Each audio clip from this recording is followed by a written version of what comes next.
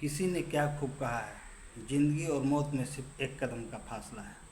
मौत यदि स्थिर है तो जिंदगी के करोड़ों कदम आगे बढ़ाए जा सकते हैं, लेकिन मौत यदि एक कदम भी आगे बढ़ाया ना तो समझ जाइए जिंदगी के हक में खुद ब खुद बेईमानी हो जाता है। जी हाँ दोस्तों, मैं परशुराम सिंह और आप देख रहे हैं सच का प्रहरी। दोस्तों, आज मैं जो कहानी लेकर आया हूँ वह 18 दिसंबर दिन बुधवार शाम 4 बजे गेटवे ऑफ इंडिया से एक जहाज़ जिसका नाम नीलकमल होता है वो 110 यात्रियों को लेकर एलिफेंटा की को रवाना होती है।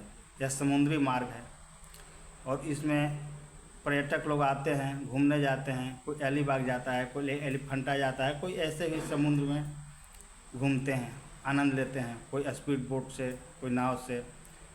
तो चूँकि गेटवे मुंबई का बहुत ही टॉप पर्यटक स्थल है और यहाँ से दिन भर में न जाने कितने सैकड़ों बोट, नाव, स्पीड बोट खुलते हैं और लोगों को मनोरंजन करते हैं, उनको घुमाने ले जाते हैं। उस दिन भी ऐसा ही हुआ। बुधवार का शाम 4 बजे का समय था।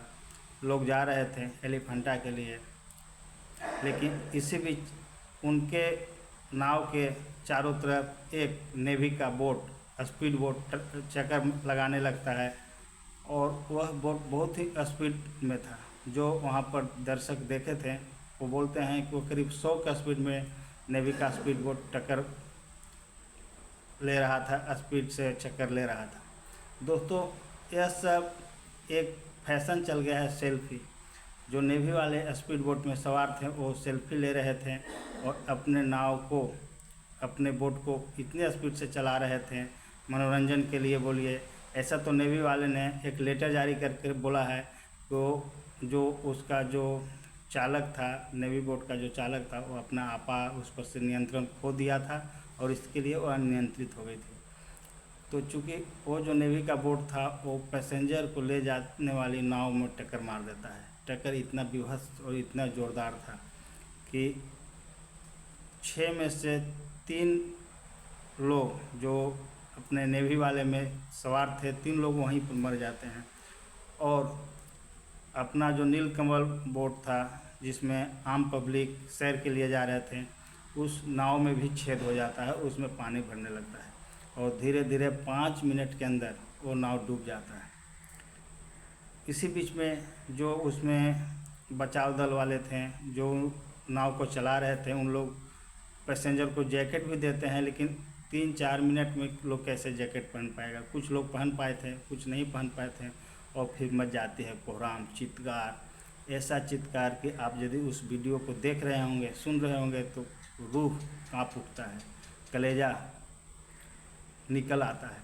ऐसा विभत्स मंजर भगवान न करें किसी दुश्मन को भी देखने के लिए मिले। कोई लोग इलाज कराने के लिए मुंबई आए थे और उनको रहा नहीं गया और बोट का सवारी करने लगे। तो कोई अपनों के साथ छुट्टी के दिन मनोरंजन करने आए थे, अपना घूमने आए थे, टहलने आए थे, वो हर्ष और उल्लास से बोट का सवारी कर रहे थे। हर कोई अपने निजी ज़िंदगी से जब ऊब जाता है तो सोचता है चलो अपने लाइफ को कुछ एंजॉय करते हैं, कुछ लुत्फ़ उठाते हैं, और वो अक्सर ऐसे जगहों पर जाते हैं। उस दिन भी ऐसा ही हुआ। लोग घूमने के लिए निकले थे, कोई बाहर से आए थे, कोई कहीं से आए थे, कोई आउट ऑफ स्टेट से आए थे, कोई दूसरे स्टेट से आए थे, कोई मुंबई वाले भी थे, कोई बाहर से आकर जो मुंबई में काम कर रहे हैं और छुट्टी बिताने के लिए गए थे। और वो नाव पलट जाती है और उस समय चारों तरफ चित्कार मच जाता है। आप कल्पना कर सकते हैं वह कितना विभत्स मंजर होगा, कितना डरावना मंजर होगा। उसी बीच एक और दूसरा नाव पहुंचता है और बहुत कोशिश करता है बचाने के लिए। उसने हद तक 20-25 लोगों को बचाया भी और उनको लेकर गेटवे तक लाया। और ये सब कर्म होने में, यानी जो बचाव दल थे, नेवी वाले थे, गवर्नमेंट के थ्रू जो हेल्प मिलने वाला था, ये सब करते करते आधा घंटा का समय गुजर जाता है। सोचिए उनकी क्या दशा होगी जिनको तैरने नहीं आता है, जिनके ऊपर सुरक्षा जैकेट नहीं था और वो बीच समुद्र में जिनके बच्चे थे, किसी का 5 साल का बच्चा था, किसी का 6 साल का बच्चा था, तो बहुत सारे तो ऐसे हुए हैं फैमिली जो अपने पूरे फैमिली यानी पति पत्नी बच्चे के साथ डूब मरे।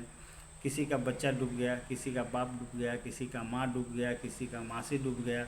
इस तरह से 14 लोगों का तो शव निकाला जा चुका है। हो सकता है और लोग होंगे उसमें अभी दबे हुए होंगे, और बहुत सारे लोगों को बाहर से कुशल निकाल लिया गया था और 14 लोग मृत निकाले गए थे। तो दोस्तों, यह अपने आप में बहुत ही विभत्स है, बहुत ही दर्दनाक है। यह घटना भगवान न करे कि कभी किसी के साथ हो, लेकिन अक्सर हो जाता है और इसमें कुछ लापरवाहियाँ भी सामने आती है।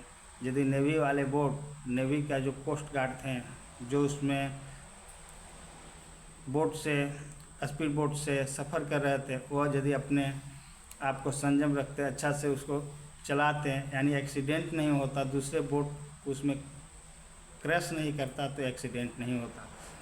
क्योंकि जब यह मामला पूरे भारत के लिए बहुत ही विभत्स है, तो इस पर हमारे देश के प्रधानमंत्री, महाराष्ट्र गवर्नमेंट के मुख्यमंत्री भी एक्शन लिए और जो बोट क्रैश किया था उसके ऊपर FIR भी हुआ और मृतकों को प्रधानमंत्री राहत कोष से 2 लाख रुपया और मुख्यमंत्री राहत कोष से 3 लाख रुपया या 5 लाख रुपया, ऐसा कुछ राहत कोष राशि का ऐलान भी किया गया। लेकिन दोस्तों, सवाल ये उठता है कि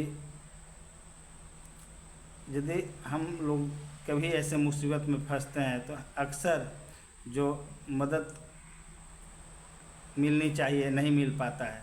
अब सोचिए, बीच समुद्र में हम फंसे हुए हैं और आधा घंटा बाद हमारे पास सुरक्षाकर्मी लोग पहुंचते हैं जो हमें बचा सकते हैं।